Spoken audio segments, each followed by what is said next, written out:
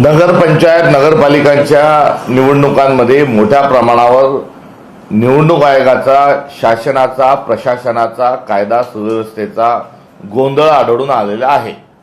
याचा अर्थ महाराष्ट्राचं सरकार आणि निवडणूक आयोग हे फ्री अँड फेअर इलेक्शन करून आणण्यामध्ये ते संपूर्णतः अपयशी ठरलेले आहेत। हे त्यांचं जे अपयश आहे हे लोकशाही डुबत चालल्याचं कुठेतरी एक घोतक आहे। त्यामुळे या काळातल्या निवडणूक आयोगाचा कारभार, जिल्हा प्रशासनाचा कारभार, निवडणूक अधिकाऱ्यांचा कारभार हा गोंधळबाज होता आणि हा ओट चोरीच्या अनुषंगानं शिक्कामोर्तब करणारा होता। एवढं मला सविनय संपूर्ण महाराष्ट्राच्या निदर्शनास आणून द्यावं असं वाटतं। जेव्हा निवडणूक आयोगावर राहुल गांधी टीका करत होते तेव्हा देश, देशप्रेम, राष्ट्रद्रोह अशा प्रकारचे शब्द हे मुख्यमंत्री देवेंद्र फडणवीस आणि भारतीय जनता पक्षाची सर्व नेते, कार्यकर्ते या स्वरूपात बोलत होते। मात्र आता निवडणूक आयोगावर थेट स्वरूपामध्ये धांदलीच्या अनुषंगानं, मतचोरीच्या अनुषंगानं दस्तरखुद देवेंद्र फडणवीसच टीका करत आहेत।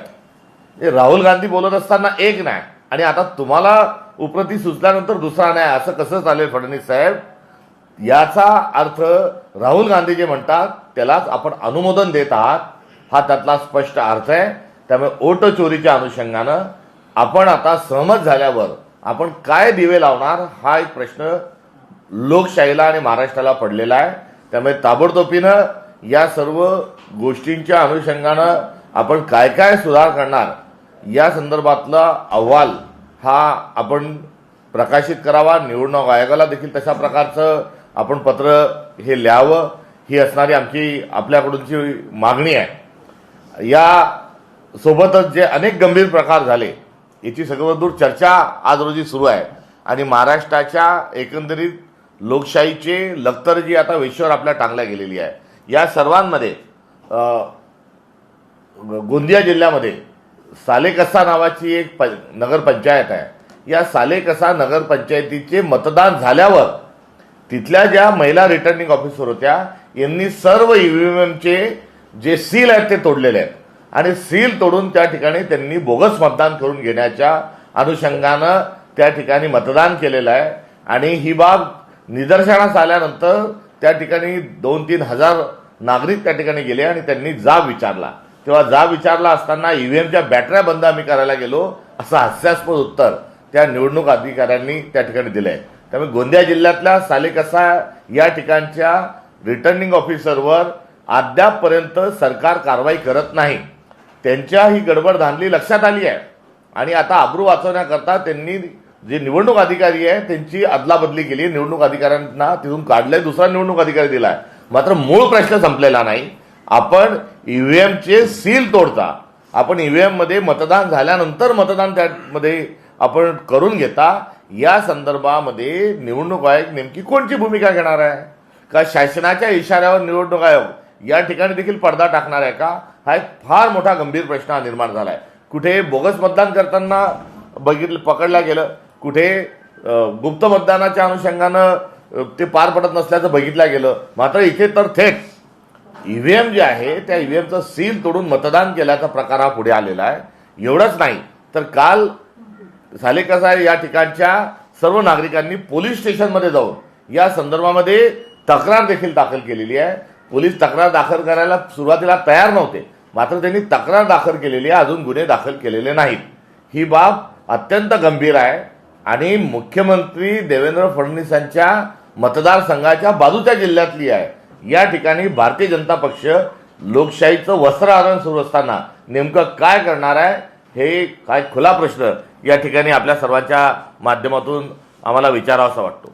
दुसरा, संसदेचं अधिवेशन सुरू झालेलं आहे आणि या संसदेच्या अधिवेशनादरम्यान वोट चोरीच्या अनुषंगानं एक मोठी रॅली ही भारतभरातून आम्ही त्या ठिकाणी करणार आहोत। जो SIR कार्यक्रम जो आहे त्या संदर्भात देखील आमचा जो विरोध आहे तो देखील आम्ही दिल्ली पातळीवर, राष्ट्रीय पातळीवर त्या ठिकाणी नोंदवणार आहोत। त्यामुळे देशभरामधला सर्वात मोठी घोटाळा जो आहे हा मतदानांचा घोटाळा आहे आणि चोमू मुख्यमंत्री देवेंद्र फडणवीस म्हणजे चोर मुख्यमंत्री देवेंद्र फडणवीस आता स्वतःच डिंडोरा पिटतात आहे की चोरी झाली, चोरी झाली, चोरी झाली आणि आता जे चोर आहेत त्यांनीच चोरी झाली सांगितल्यावर तरी आता निवडणूक आयोगाने डोळे उघडावे आणि नीट या सर्व यंत्रणेला आपल्या ताळावर आणावं, ठिकाणावर आणावं.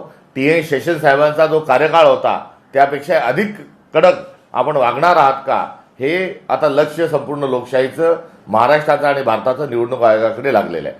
तर लोकसभा सुरू झाल्यानंतर जी शेतकऱ्यांची जी थट्टा चालवली होती त्याचं एक माहिती समोर आली आहे. आम्ही सातत्याने म्हणत होतो की सरकारला शेतकऱ्यांशी काही देणं घेणं नाही. मे महिन्यापासून सातत्याने अतिवृष्टी, वादळ, गारपीट, पूर परिस्थिती, हे सर्व जे चित्र आहे मे पासून तर थेटपर्यंत सप्टेंबर ऑक्टोबरपर्यंत अतिवृष्टी महाराष्ट्रात झाली. आणि यावेळेस मोठ्या प्रमाणावर वेगवेगळ्या टप्प्यात संपूर्ण महाराष्ट्रातली संपूर्ण शेती जी आहे ही शेत पिकाचं नुकसान झालं, जमिनीचं नुकसान झालं.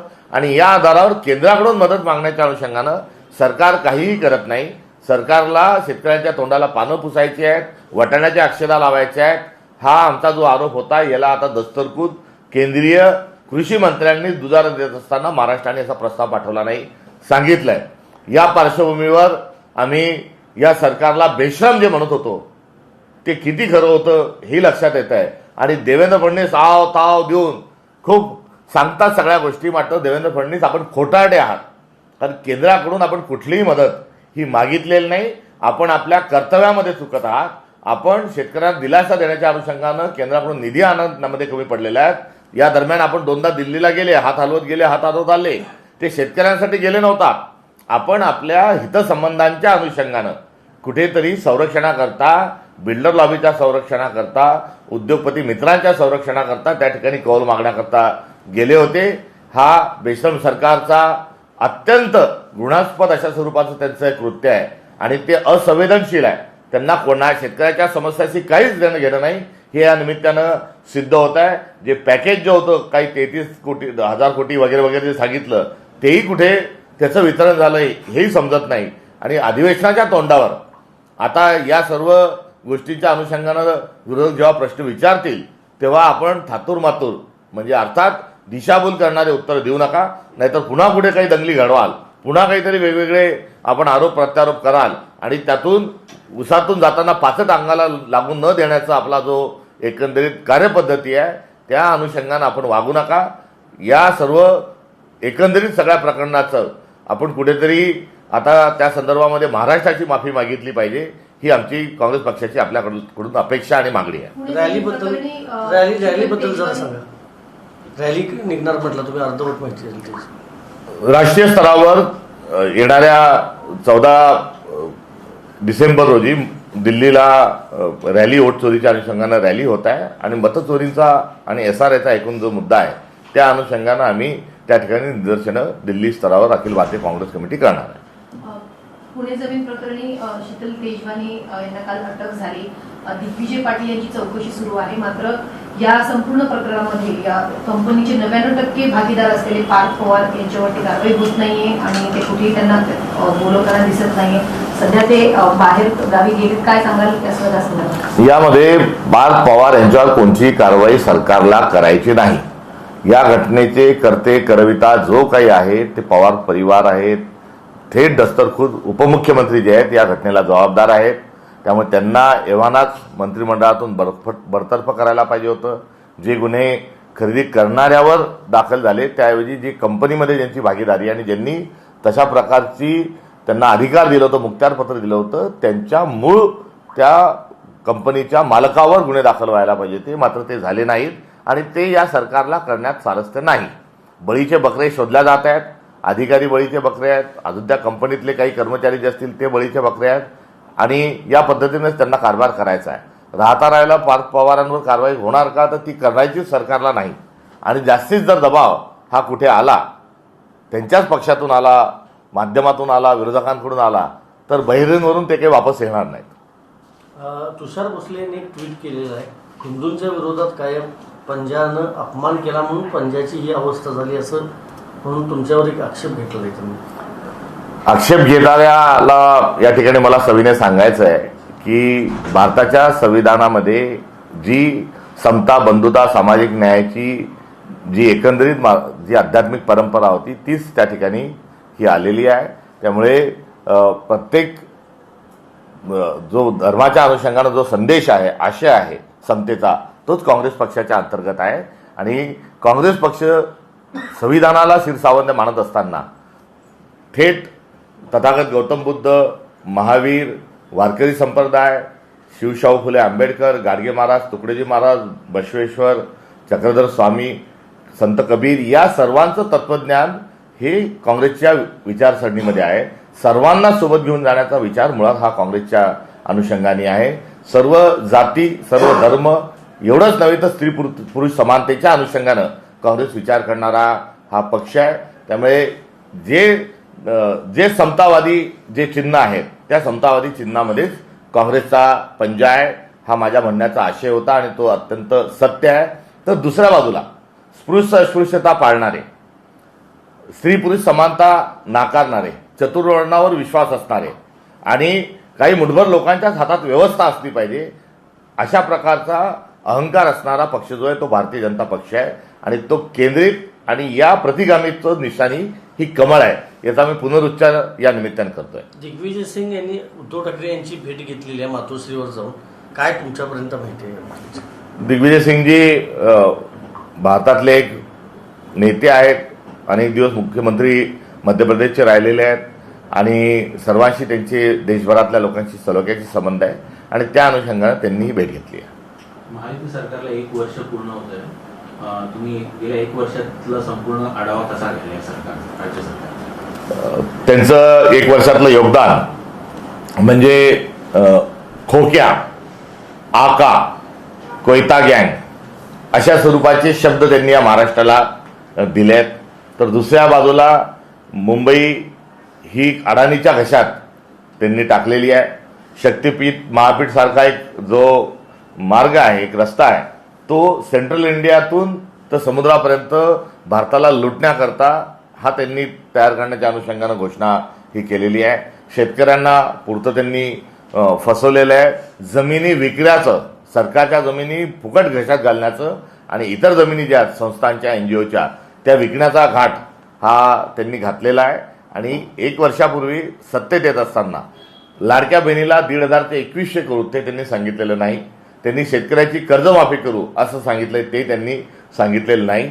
पगार द्यायला त्यांच्याजवळ पैसे नाहीत आणि दिवाळखोरीच्या दृष्टिकोनातून हे सरकार कुठेतरी सार्वजनिक शांततेची दिवाळखोरी त्यांनी जाहीर केली आहे, बौद्धिक दिवाळखोरी त्यांनी जाहीर केलेली आहे, आर्थिक दिवाळखोरीतही आता 1 वर्ष होत असताना ते पुरते त्या गतीमध्ये अडकलेले आहेत. या वर्षभराचा हा त्यांचा लेखाजोखा आहे. सर्वदूर निराशा निराशा निराशा, गुंडागर्दी हा एकंदरीत खेळ त्यांचा सुरू आहे. गेल्या 1 वर्षात मुख्यमंत्री देवेंद्र फडणवीसांनी पैसा फेक तमाशा देख नावाचं वगनाट्य हे ते रंगवत असताना सर्वदूर आढळून येत आहे. आणि या वगनाट्याच्या सोबत ते त्या ठिकाणी जाती जातीत, माणसा माणसात भांडणं लावण्याचं काम हे देवेंद्र फडणवीस करत आहेत. सर, सध्या नाशिकमध्ये झाडं तोडण्याचा विषय जो आहे तो पेटलेला आहे आणि याच्यावरती बोलत असताना पर्यावरणवादी जे त्याला विरोध करताना पाहायला मिळत आहेत, त्याच्यावरती नितेश राणेंचं ट्विट आहे की बकरीच्या दिवशी बकऱ्यांसाठी हे लोक का उभे राहत नाही. तर कुठेतरी त्याला धर्माचा रात्रीचा रंग दिला जातोय का आता पर्यावरणाच्या विषयाला? मुळात तप म्हणजे तपश्चर्या आणि वन म्हणजे जंगल आणि त्या तपोवनामध्ये जिथे तपश्चर्या होत असते तिथेच झाडं तोडतात आहे. म्हणजे हे धर्माच्या विरोधात धर्म बुडवण्याचं कृत्य आहे. त्यामुळे मुळात वृक्ष तोडणं हे अधर्मी सरकार असल्याचं ते सिद्ध करत आहेत. त्यामुळे यावेळेस काय केलं पाहिजे, त्यावेळेस काय केलं पाहिजे हा मुद्दा नाही. जिथे प्रभू रामचंद्र, आई सीतामाय, लक्ष्मण ज्या ठिकाणी राहिले आणि ज्या तपोवनाचं वर्णन हे संपूर्ण अध्यात्मात आणि पुराणात आहे आणि ती एक मोठी आपली धरोहर आहे, ती फार मोठा आपला वारसा आहे. तो वारसा नष्ट करण्याचं भारतीय जनता पक्षाचं जे कारस्थान आहे त्याचा अर्थ असा आहे की त्यांना संपूर्ण जे प्रतीक आहेत आणि संपूर्ण आस्थास्थळं जे आहेत हे त्यांना नष्ट करायचे आणि स्वतःच कुठेतरी धर्माचाच टेंबा हा त्यांना मिरवायचा आहे. त्यामुळे बकरी ईदला काय झालं पाहिजे, ख्रिसमसला काय झालं पाहिजे याची चिंता करण्यापेक्षा तपोवनाची जे पावित्र्य आहे आणि ते वन नावाचा त्यातला जो बाय डिफॉल्ट जो अधोरेखित असणारा जो भाव आहे, जो शब्द आहे, त्याला दृढ करण्याच्या अनुषंगानं त्यांनी विचार करावा व वृक्षतोडीचा अधर्म थांबवावा.